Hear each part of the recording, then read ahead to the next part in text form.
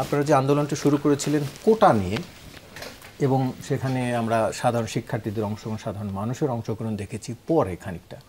যদি শিক্ষার্থীদের উপরে নির্যাতন না হতো, মানে সেই সরাসরি গুলি না হতো, সাধারণ মানুষের কতটা অংশগ্রহণ থাকতো বলে মনে করেন? কিংবা যে ডিজাইন বা আপনাদের আন্দোলনের যে ডিজাইন বলা হচ্ছে, সেই ডিজাইনটাই বা আপনারা কি চিন্তা করে করেছেন, কখন করেছিলেন এরকমের চূড়ান্ত আন্দোলনের ডিজাইন?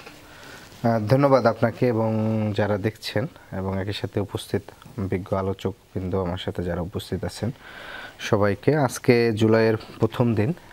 গত বছর এই সময় আন্দোলনটা দানা বাঁধতে শুরু করে এবং ঢাকা বিশ্ববিদ্যালয়ের রাজু ভাস্কর্যে আজকেই প্রথম একটা কর্মসূচি ছিল এবং সেটা ৩ তারিখ পর্যন্ত ছিল। পরবর্তীতে সেটা আরও পরবর্তীতে বৃদ্ধি পায় আর কি।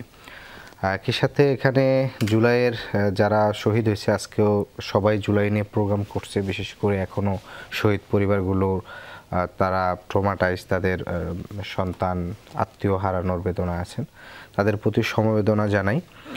এখানে দেখেন জুলাইয়ের ১ তারিখে আমাদের যে আন্দোলনের ব্যানারটা যেটা হচ্ছে যে বৈষম্য বিরোধী আন্দোলন, আমরা দেখেছি যে ২০১৮ সালে আমাদের যে আন্দোলনটা হয়েছিল সেটা ছিল কিন্তু কোটা সংস্কার আন্দোলন নামে, এবং সেটা শুধুমাত্র কোটারকে ফোকাস করেই ছিল এবং সংগঠনের ব্যানারের নাম ছিল যে বাংলাদেশ সাধারণ ছাত্র অধিকার সংরক্ষণ পরিষদ। কারণ দেখা যাচ্ছে যখনই কোনো আন্দোলন দানা বাঁধত আপনার হচ্ছে সেটাকে বিরোধী ছাত্র সংগঠনের ট্যাগ দিয়ে একটা দমন করার চেষ্টা করা হতো। ফলশ্রুতিতে দেখা যাচ্ছে যে ওই দাবিটা যখন ধরেন হচ্ছে মেনে নেওয়া হইতো কিংবা হচ্ছে নানাভাবে, পরবর্তীতে আন্দোলনের রেশটা কিন্তু আর থাকার বা দরকার ছিল না। এই ক্ষেত্রে কিন্তু এটা কিন্তু খুব একটা ডিফারেন্ট কেস হয়েছে। সেটা হচ্ছে যে ব্যানারের নামই হচ্ছে কিন্তু বৈষম্য বিরোধী ছাত্র আন্দোলন।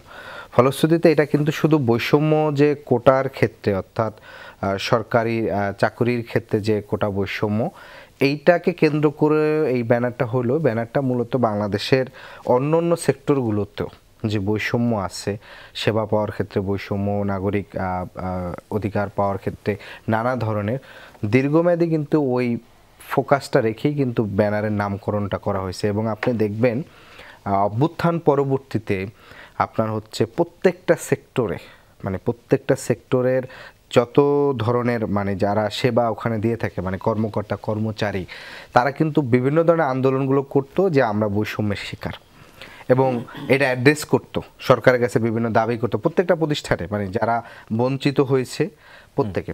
ফলশ্রুতিতে যেটা হচ্ছে এই যে বৈষম্যর শিকার হচ্ছে, আমি বৈষম্য থেকে মুক্ত চাই, ফলে এইটা হচ্ছে অভ্যুত্থান পরবর্তীতে প্রত্যেকটা সেক্টরে কিন্তু প্রত্যেকটা মানুষের ভিতর কিন্তু এই কনসেপ্টটা এবং এই নীতিটা আপনার হচ্ছে এস্টাবলিশড হয়েছে আর কি। তো ফলে আমাদের ওই কারণেই আপনার বৈষম্যবিরোধী আন্দোলনটা এই কারণেই প্ল্যাটফর্মটা করা হয়েছিল, যাতে কোটা সংস্কার আন্দোলনটা যদি একটা সুন্দরভাবে ফলপ্রসূ হয়, তাহলে এই আন্দোলনের ব্যানারটা পরবর্তীতে অন্য অন্য সেক্টরের যে বৈষম্যগুলো আছে সেগুলো নিয়ে পরবর্তীতে মুভ করা যাবে। এই কারণে এইভাবে ফোকাসটা করা হয়েছিল। একটু জানতে চাই যে ১ বছর পরে এসে আপনারা এই আন্দোলন নিয়ে সন্তুষ্ট?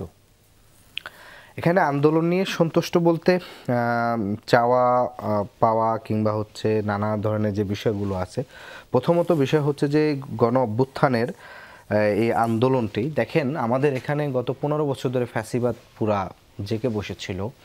আপনি দেখবেন ২০১৪ সালের পর থেকে রাজনৈতিক দলগুলোর যে আন্দোলন ছিল ধারাবাহিক, মানে তখন থেকে কিন্তু পুরো রাজনৈতিক দলগুলো একটা নিয়ন্ত্রণ করে ফেলছিল বিএনপি, জামাত বা অন্যান্য দলগুলোকে, এবং পুরো বাংলাদেশের যারা প্রতিবাদী মানুষ বিভিন্ন সেক্টর, তাদের ভিতরে একদম হতাশা গ্রো করছে যে এইটার থেকে আসলে মুক্তি নাই বা কিংবা মুক্তি হওয়ার সম্ভাবনা।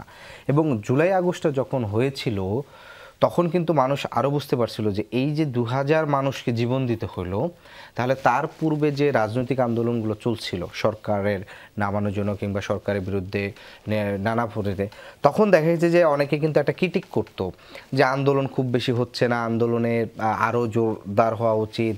এবং আমরা দেখেছি যে এক দফার যখন ২৮ অক্টোবর ঘোষণা দিয়েছিল, পরবর্তীতে ৭ই জানুয়ারি পর্যন্ত প্রায় ২৮ জন কিন্তু মারা গেছে। কিন্তু আপনি দেখেন যদি এইরকম একটা গণ অভ্যুত্থান না হতো, তাহলে কিন্তু আপনার এই যে ফ্যাসিস্ট যেভাবে চেপেছিল, এটা আপনার কোনোভাবে হচ্ছে এখান থেকে মুক্তি ছিল না। ফলশ্রুতিতে আওয়ামী লীগ যেটা করেছে ১৫ বছরের সকল রাজনৈতিক দল সংগঠনগুলোকে ধ্বংস করছে, তাদেরকে নানাভাবে হয়রানি, গুম খুন, 10,000-এর অধিক গুম খুন করছে, পুরো একটা ভয়ের সংস্কৃতি, শিক্ষা ব্যবস্থাকে করছে, সংস্কৃতি সাইড সরকারি প্রত্যেকটা প্রতিষ্ঠানকে ধ্বংস করছে। ফলশ্রুতিতে এই যে আওয়ামী লীগ এবং এটা প্রতিবেশী রাষ্ট্রের সাথে একটা এক ধরনের কোলাবোরেশন ছিল।